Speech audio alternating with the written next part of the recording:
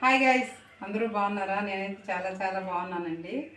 ముందు వీడియోలో చూపించాను కదా, సగ్గుబియ్యం వడియాలు వేసి చూపించాను. అది ఆరేయండి, ఎండే 2 రోజులు ఎండలో ఎండిస్తే ఇలా తయారయ్యండి. ఇవి డీప్ ఫ్రై చేసుకోవాలి. చేసుకుంటే ఇవి సగ్గుబియ్యం కాబట్టి చలవ చేస్తుందండి ఒంటికి. ఇందులో నువ్వులు వేస్తాం కనుక కాల్షియం ఉంటుంది. పిల్లలు కూడా పెట్టచ్చు, పిల్లలు కూడా ఇష్టంగా తింటారు. స్నాక్స్ టైంలో కూడా స్నాక్స్గా వాడుకోవచ్చు. తరువాతన సాంబార్ రైస్ చేసుకుంటే ఇవి తొందరగా కూడా డీప్ ఫ్రై చేసుకుంటే చాలా బాగుంటాయండి. నేను డీప్ ఫ్రై చేసి చూపిస్తాను, చూడండి. ఇలా జస్ట్ ఇలా కొంచెం మూవ్ చేస్తే రెడీ అయిపోతుందండి.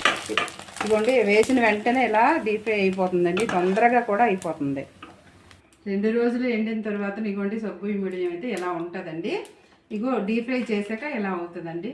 ఇదిగోండి ఎంత క్రిస్పీగా ఉంటుందో. ఇదిగోండి తినడానికి కూడా చాలా బాగుంటుంది. పిల్లలు కూడా తినొచ్చండి.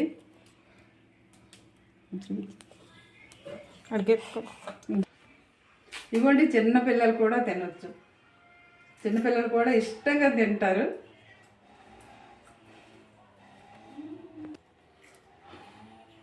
Thank you for watching.